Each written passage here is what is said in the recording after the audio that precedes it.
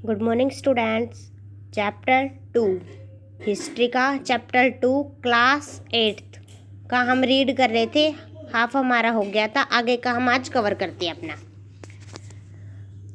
टीपू सुल्तान शेर ए मैसूर। जब कंपनी के राजनीतिक और आर्थिक हितों पर खतरा मंडराने लगा तो कंपनी ने प्रत्यक्ष सैनिक टकराव के रास्ते को ही चुना।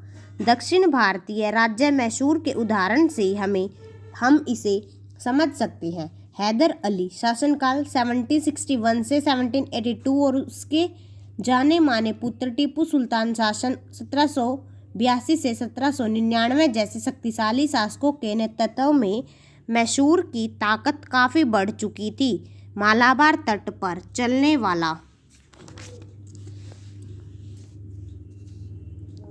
वाला व्यापार मैसूर रियासत के कब्जे में था और यहाँ से कंपनी काली मिर्च और इलायची खरीदा करती थी। टीपू सुल्तान ने 1785 में अपनी रियासत के सभी बंदरगाहों से चंदन की लकड़ी, काली मिर्च और इलायची के निर्यात पर रोक लगा दी। सुल्तान ने स्थानीय सौदागरों को भी कंपनी के साथ व्यापार करने से मना कर दिया था। टीपू सुल्तान ने भारत में रहने वाले फ्रांसीसी व्यापारियों के साथ घनिष्ठ संबंध स्थापित कर लिए और उनकी सहायता से अपनी सेना को आधुनिकी बनाया।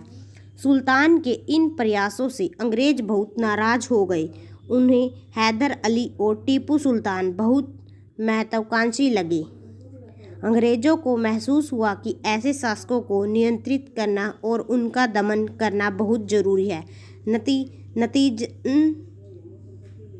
नतीजतन मैसूर के साथ अंग्रेजों की 4 बार लड़ाई हुई। श्रीरंगपट्टम की आखिरी लड़ाई में कंपनी को सफलता मिली। अपनी राजधानी को बचाते हुए टीपू सुल्तान की मौत हो गई और मैसूर का राजकाज पुराने वोडियार राजवंश के हाथों में आ गया। इसके साथ साथ ही मैसूर भी सहायक संधि लागू कर दी गई। मराठों से लड़ाई। अब हमारी मराठों से लड़ाई 18वीं शताब्दी के अंत तक कंपनी मराठों की ताकत को भी दबाने के विषय में विचार करने लगी थी। 1761 में पानीपत की तीसरी लड़ाई में हारने के बाद मराठों का दिल्ली से देश का शासन चलाने का सपना टूट गया। उन्हें कई राज्यों में विभाजित कर दिया गया।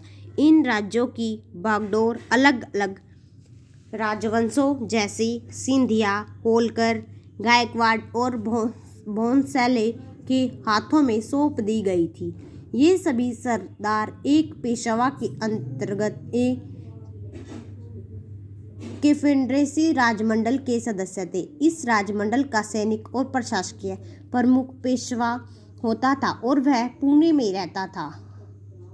एक के बाद एक हुए अनेक युद्धों में मराठों ने कंपनियों के आगे घुटने टेक दिए। 1782 में पहला युद्ध सालाबाई संधि के साथ समाप्त हुआ, जिसमें किसी भी पक्ष को जीत नहीं मिली।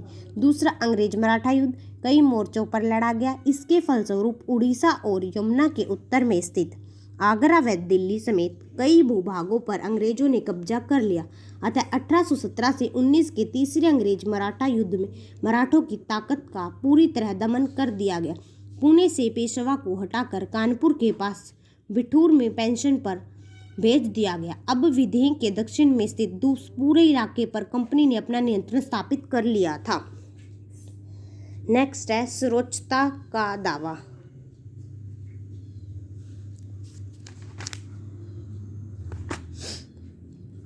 उपरोक्त विवरण से स्पष्ट देखा जा सकता है कि 19वीं सदी की शुरुआत में कंपनी ने क्षेत्रीय विस्तार की अपनी आक्रामक नीति अपना ली थी। जो उनकी आक्रामक नीति थी, उन्होंने 19वीं सदी की शुरुआत से कंपनी ने क्षेत्रीय विस्तार की जो आक्रामक नीति थी उसको अपना लिया था।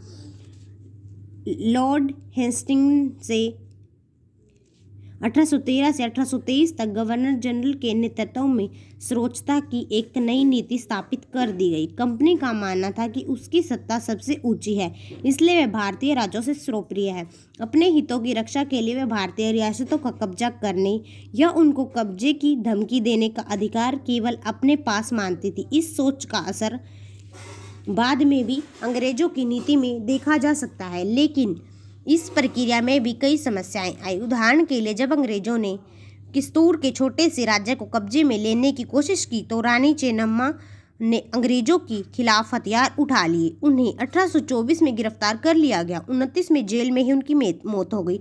चेन्नम्मा की मृत्यु के बाद किस्तूर स्थित संगोली के एक गरीब चौकीदार रायन्ना ने यह प्रतिरोध जारी रखा। चौतरफा समर्थन और सहायता से उन्होंने बहुत सारे ब्रिटिश जो सीवर थे उन्होंने दस्तावेजों को नष्ट कर दिया। आखिरकार 1830 में उन्हें भी अंग्रेजों ने पकड़कर फांसी पर लटका दिया। प्रतिरोध के ऐसे कई अन्य उदाहरण हम आगे पढ़ेंगे।